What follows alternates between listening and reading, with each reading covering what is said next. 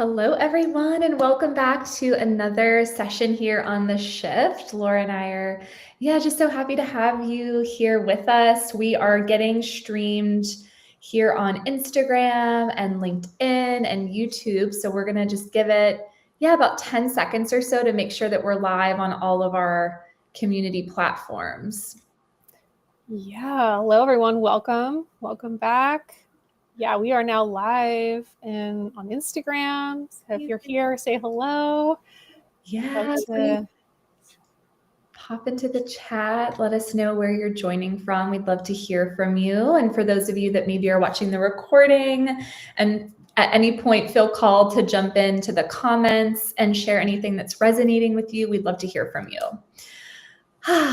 So just notice, for some of you, you might be tuning into this while you're fully focused, like you might be in your office space or on a walk. And for some of you, maybe this is like you're just listening in the background while you're doing a few other things.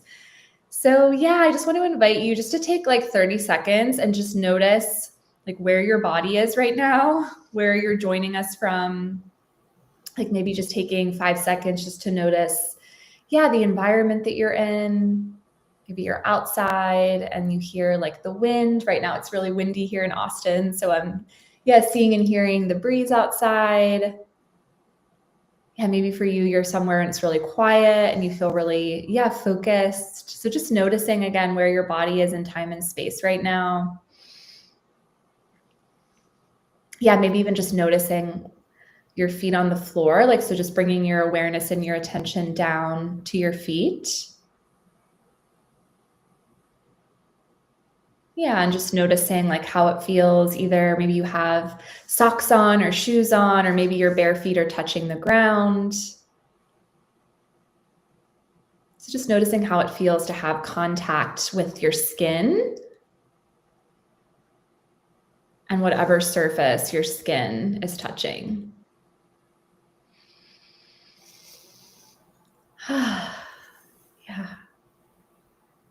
Just noticing what that's like for you. Like maybe that feels really easy to do right now, to bring your awareness there. Maybe it feels a little more challenging. Maybe there's a lot happening in your mind right now, a lot of thoughts that are coming up, or just things on your mind. And so whatever you're noticing, wherever you're coming from today, just know that you're exactly where you're meant to be. And we're so happy to have you here with us. So today we're going to talk about a topic that is really near and dear to my heart. And that topic is manifestation. And specifically, Laura and I want to unpack what we call the manifestation trap. And this is a trap that we see high achievers falling into very often. It's something that I used to experience all the time. And I'm going to share a little bit more about my personal experience with this here in a few moments. And we're really going to unpack the spirit of this, which is why trying harder isn't the answer, why efforting more isn't the solution. And we're going to talk about what actually creates alignment, certainty, and those sustainable results that we know every high achiever has on their to-do list, on their goal list. So whether you're really clear about the goals you have for this month, this quarter, this year, or maybe you're still feeling into what those goals and intentions are, we know that for many of you high achievers, you're no stranger to having clarity on your vision and what it is that you want to create in your life, in your business, in your practice, with your clients, and maybe even with your family. And so we are, so excited to chat about that today. And so if you are a high achieving leader, coach, practitioner, maybe you don't call yourself a coach per se, but you're a founder that has a team and maybe is using those coaching skills to support the team and the people working for you and with you. Just let us know that you're here today. Drop a 1 in the chat if you're here with us live. Amazing. So first I want to share a couple things before we dive into today's topic. And I want to invite you to get curious and notice like what might start to show up for you as you hear what I'm about to share.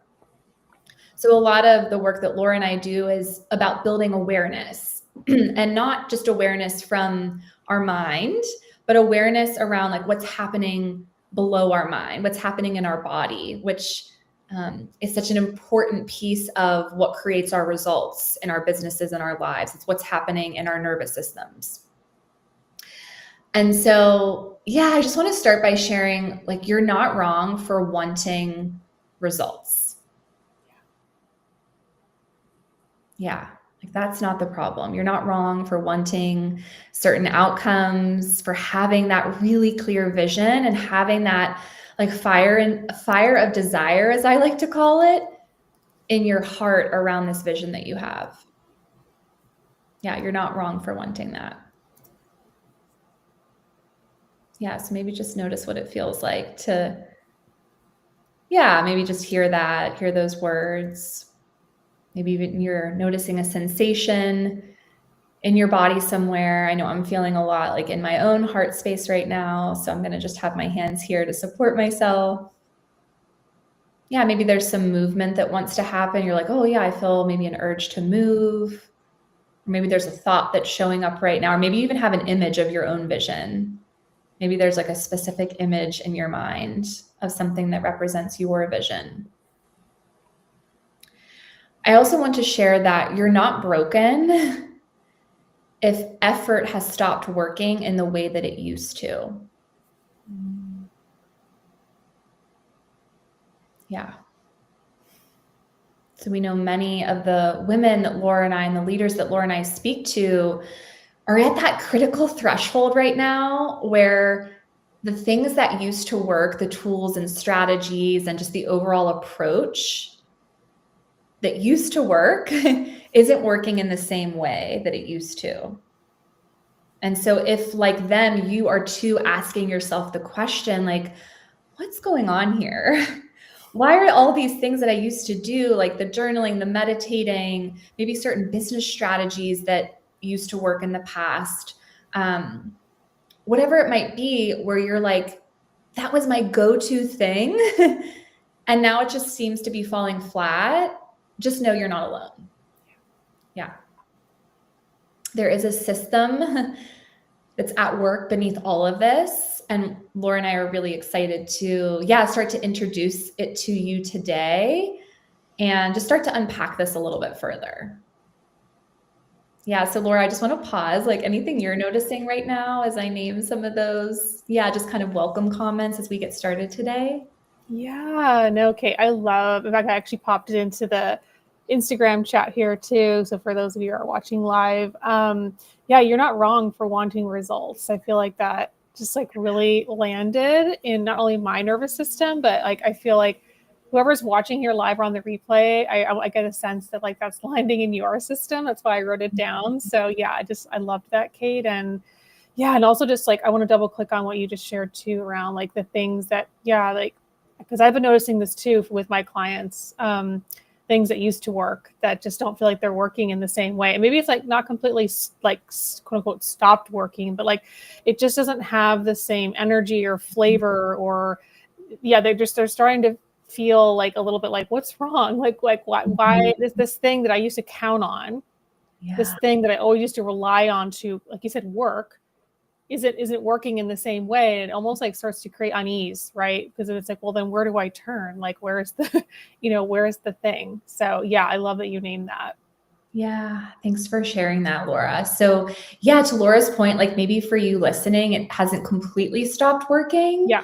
But there's just like a part of you, maybe in a moment of quiet or solitude recently, like maybe over the holidays, or maybe just even as we kick off the new year, there's a part of you that's been questioning, like maybe this feels different than it used to, or maybe it just feels like you've outgrown that strategy. Because let's face it, the things that used to work like got us here, and that's amazing, and they were part of our journey, but that doesn't mean that we're always meant to carry the same energy, approach, or tools or strategies forward into the season that we're in now.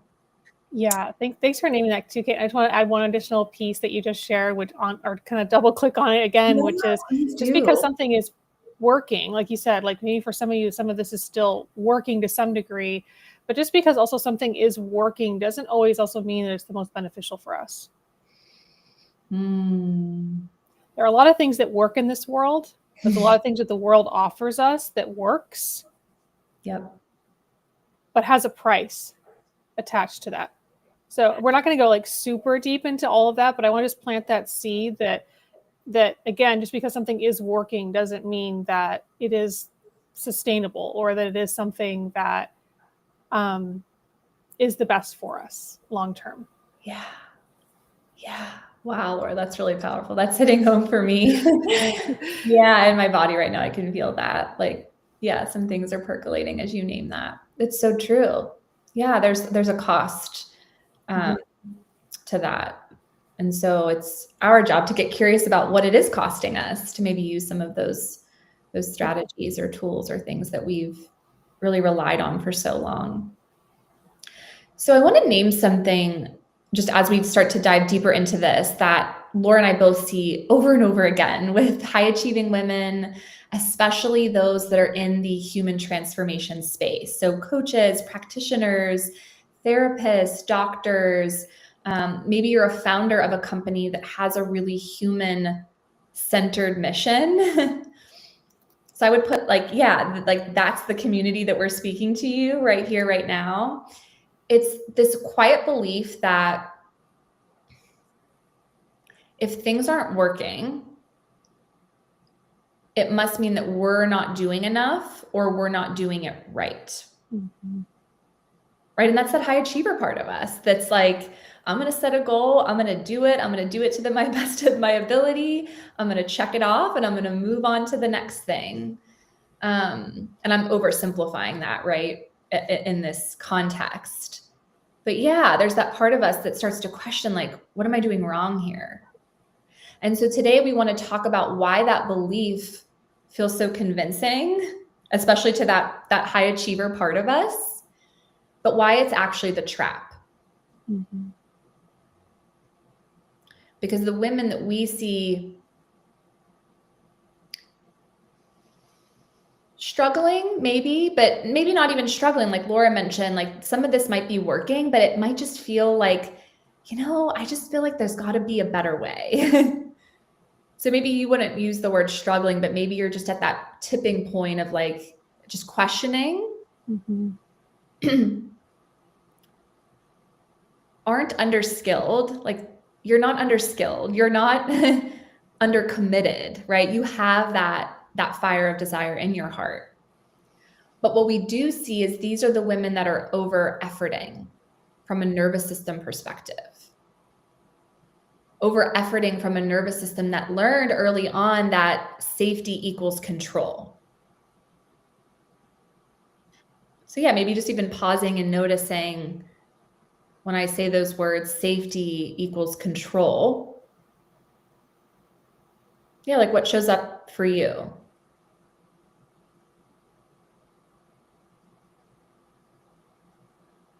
Yeah, just noticing.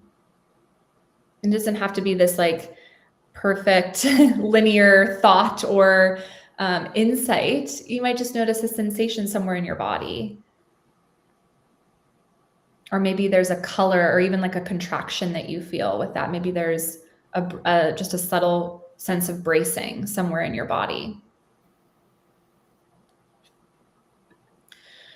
So I just want to share a really just brief highlight of something in my own journey and story, not because it's unique, but because I think many of you will recognize yourselves in it. And that's what we want to do here, Laura and I, is we want to really build connection and community with you. And so I want to share a little piece that I would love to hear how this resonates for you. And if anything is showing up, like, please feel free to share in the chat or comment or even DM. Like if you'd rather share privately, Laura and I are always available for that. So for me, when I went through burnout in my corporate career, that was really the catalyst that sent me into deeper healing and self-development and entrepreneurship as well. It was this like collective, beautiful, taking I always say like the best, worst experience of my life, which was like the hardest thing I've been through. But it was the best thing that happened to me because it set me on this journey of of self-development, of starting a business, and just so much goodness that now exists in my life as a result of that experience. But at the time, I was really still operating from that high achiever part. So I was, diving into yoga. I got certified to teach yoga. I was journaling all the time with fury and meditating, and I was using functional medicine and acupuncture and chiropractic and all of these awesome tools. And I was really deeply committed at the time. And on the surface, it was working. It was providing some relief. It was getting me closer to where I wanted to be. And I'd feel better moment to moment. Right? It's like I would have a situation where maybe I was noticing some anxiety showing up, or I was, maybe feeling stuck in a particular area and wanted to feel more creative. So moment to moment, I was having these little like relief moments. But underneath, there was still this quiet ache and this subtle sensation of pushing. Yeah. So maybe you resonate with that. And for me, what I started to realize as I got deeper into my nervous system journey and using a lot of the tools and just the framework that Laura and I teach inside of our neurosomatics program, I realized that I had this trifecta team that was running the show a lot. And so it was my achiever, the controller part, and this comparer part of me that were basically on this team. And it's like they were working this group project together. It's like anytime there was something that I wanted in my life, whether it was starting a business or calling in my romantic partner, or at the time, like leaving my corporate job behind, it was these three protector parts that were coming online just so beautifully, right? They were there to protect me in the best way that they knew how. And they loved personal growth because it gave them more ways to try harder. Mm-hmm. And I was still making everything happen. They were still making everything happen for me. They were manifesting. But it was always with this flavor of trying to stay ahead of the collapse. Yeah. And this showed up in my body in big ways. So I just want to share just some of the ways I was noticing this, and you might resonate with some of this. For those of you listening, I was just having a lot of PMS around my cycle. If the month wasn't like perfectly managed, there were just these like pretty intense at times symptoms that were coming up that were related to my cycle and were hormonal in nature. I kind of felt like I lost that natural zest for life, that sense of ease that didn't need to be earned. Like I could remember there was a time in my life where things just felt more easeful, and I was feeling really disconnected from that. Rest wasn't actually rest, it was performative. And even when I stopped, my nervous system didn't.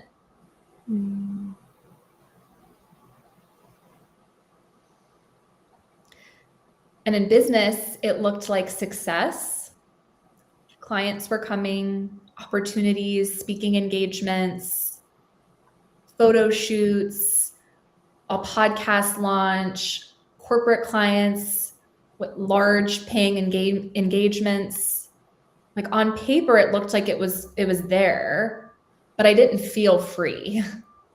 I felt like if I took my foot off the gas, even just a little bit, that everything was going to fall apart, or that I would fall behind.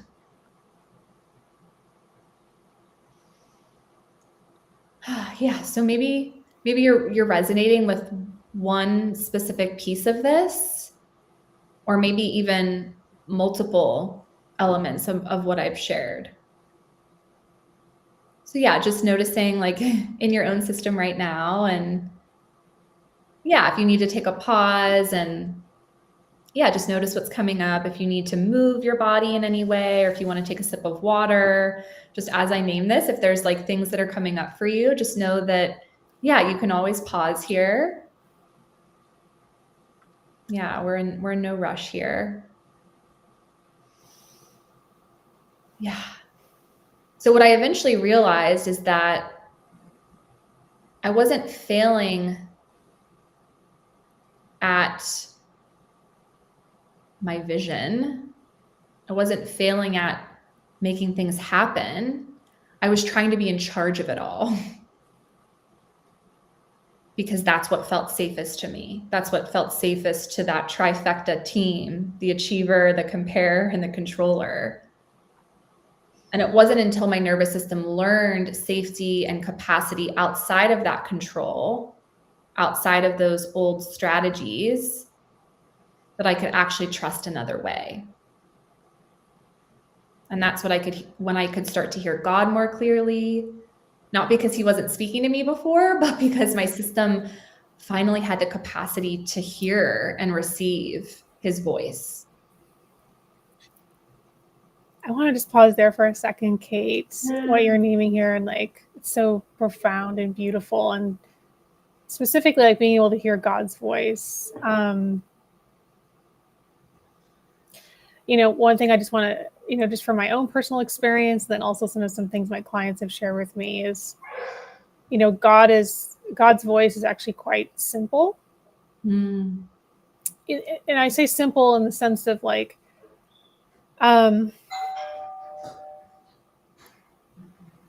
yeah, he doesn't overcomplicate things, right? Like there's an order to how he works, and even like how our bodies work, right? There's an order, there's a structure. And so sometimes like I found it interesting for myself personally. Sometimes I feel like because my system was, like you said, like there were parts of my system that were like trying so hard to control that like almost like there were times where I'd hear his voice, but it was too simple. I was like, well, that can't be it, because this is too easy. This is too simple. Like there's got to be more to this. So then like there'll be this part of me out there searching for something additional to, like you said, work on or effort towards. And it's funny because I didn't even like always necessarily consciously think it, but I would kind of almost reject it to some degree because it was too simple. Yeah. Wow. Yeah. Spot on. That feels spot on. That's like a bullseye image that I'm getting in my own system right now. Yeah, you're so right. I too I don't know if it was necessarily the high achiever part of me or if it was a completely other different part, but yeah. And I still work with this part of me at times that still shows up, which is the part that like puts things that are really innovative and really fancy and exciting, like on a pedestal a little bit. And yeah, and it's easy to get into that motion of, well, if it's this simple, like it can't be that simple. Yeah. Like you said. Because if it's simple, then there's like less quote unquote effort, right? Which makes us uneasy. Our system's uneasy if we're used to that efforting, like you said, or taking on a lot of responsibility. Yeah. You hit the nail right. I mean, you just said that so beautifully, Laura. It's so true. So I'm curious, I'd love to just pose this question, Laura, and have you share a little bit with our community here. Like, what actually creates the alignment and the certainty and those, just the results that we know those of you listening are wanting, that fire and the desire in your heart for your vision, but doing it in a way that does feel more clean with not necessarily where you've been, but where you're going next. Yeah, I love that you're posing this question. So what it comes down to is, and we've spoken about this in a few other like shift calls as well, and even in some of our things that we share on social media, which is this word capacity. And you might even be hearing this word a bit more like being shared on social media, people saying this word capacity. And so I want to just take a moment and just kind of simplify and kind of like distill down what we mean by capacity. So I want you to think of your nervous system. I'll give you kind of a visual, like if your nervous system was a cup, right? Like, and we take like, your childhood experiences, like that's some of the water that you like pour into this cup, right? How you were raised, the environment, the things you heard, the beliefs that were passed down to you by your caretakers, your parents, your grandparents, right? Like all that gets like put into the cup. And then you have, your job and like your relationships and like, just things keep getting added to goals you have, like things keep getting added to this cup. Well, eventually, right, this cup's going to get quite full. You're going to either need to do one or two things. You're either going to need to remove some of that liquid, or you're going to need a bigger cup, right? You're going to need a bigger container to hold all of these things. Now, in this work that we do with our students and also what we do with our clients, is a little bit of both. There's a little bit of removing, unlearning some things, right? Like, so maybe there's some past like childhood experiences or beliefs that were passed down that were intergenerational within your family line. And even science is telling us now, right, that we don't just inherit like, your hair color, your eye color, you also inherit the nervous systems of your ancestors. Like your mother's nervous system, your grandmother's nervous system was like literally interwoven in you while you were in the womb. So we have evidence of this now. So part of the work then becomes like sometimes, right, like it's both, right? Giving you a bigger cup, but also unlearning or removing some of these things that are no longer needed, right? That need to end in your bloodline. So that's what we mean by increasing capacity.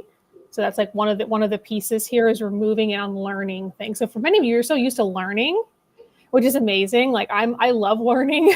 I'm someone that's like always like actively reading, like listening to things. And I'm a naturally curious person. And I know for many of our clients that we serve, they're the same. Like they're just so engaged and like really want to learn, which is incredible. And the other piece of this though, in this work, in order to create capacity, you actually need to unlearn some things, right? So a big piece then of like being able to, like we're talking about today, like to get out of kind of this trap of like this over responsibility, always trying to control, right? Which again, all makes sense based on probably patterns that you learned very early on. Maybe some things that may not even be entirely yours that you're carrying, gets unlearned, right? And that's how we create more capacity in the system for the things you do really want to move towards. And again, it's not moving towards it like Kate was just sharing, like in a way that's like, kind of one of the tests here. I'll kind of like distill this down even simpler. Like we can have desire, right? We want to move towards a goal. Maybe there's a business goal you have this year. Maybe there's a goal you have to like, shift something in your relationship, get closer to someone, in your family, whatever it might be. And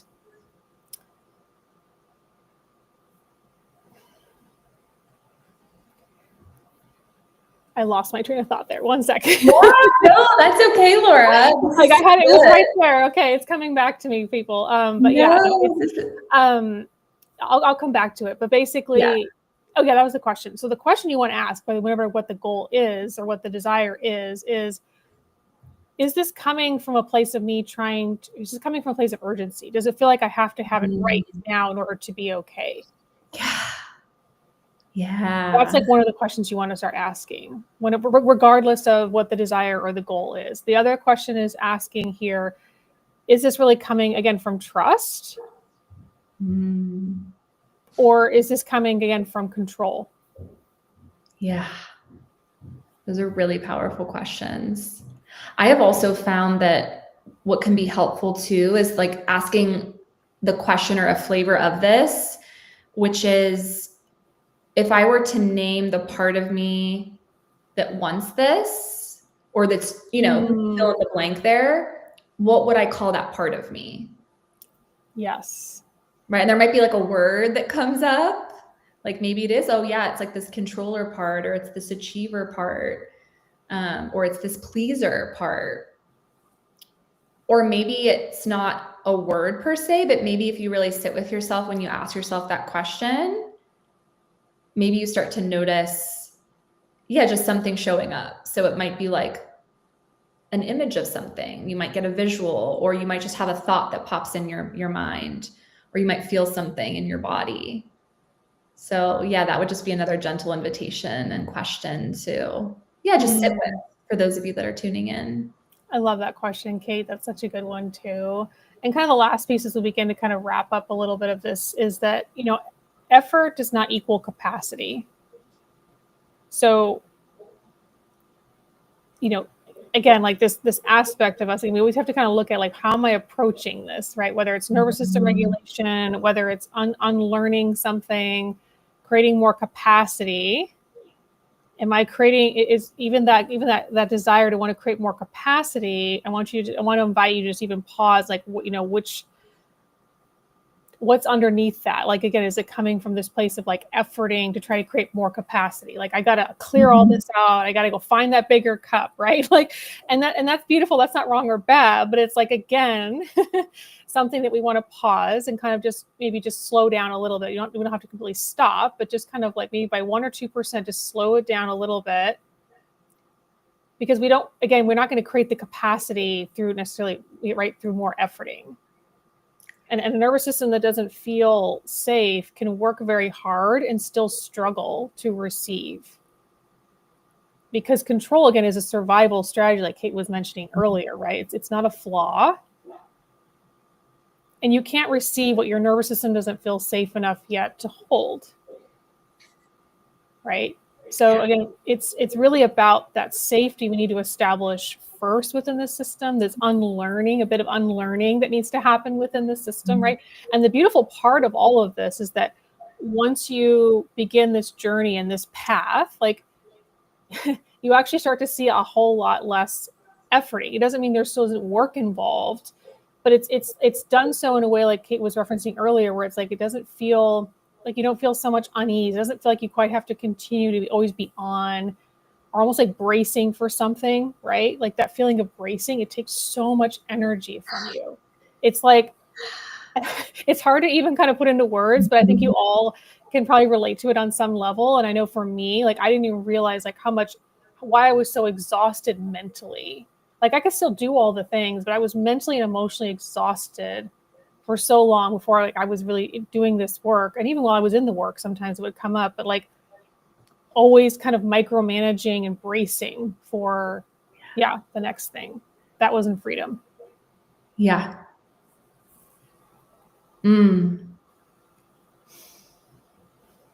Yeah, I just want to let that linger for a little bit. That's so good. Yeah, so powerful, Laura. So powerful. Yeah, and our parts aren't the problem, right? They're protecting us. That's the number one goal of our system, is to keep us safe in the best way that it knows how. And so the goal isn't to get rid of control or to get rid of these parts of us that have these strategies. It's to create enough trust and connectivity within that internal family inside of us, all these different parts of us, so that we can lead, work, and live from the place that God intended us to, instead of living from survival. Yeah. Laura, any final thoughts as we wrap up today that you want to leave our listeners with? Yeah. Well, no, I think we've named like so many beautiful things. I think the last thing I'll just share is that, I would love to just invite you to, if there was something in this live today, maybe there was like one line or even just something you experienced or you felt like maybe it was more mental for you today, and that's fine. Like there was like a mental reframe that kind of came up as Kate and I were sharing some things. We'd love to hear from you. I'd love to give you the invitation, because awareness is sort of the first step in this increasing capacity process.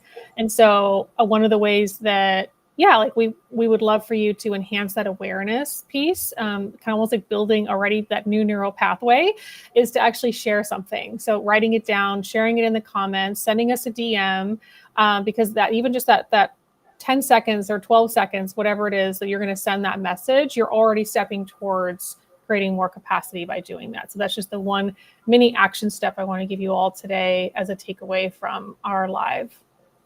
Oh, so good, Laura. So beautiful. Well, thank you everyone for tuning in. We are, as always, just so grateful for your presence here, your engagement. It means the world to Laura and I. And we'll see you back here next week, same time, same place.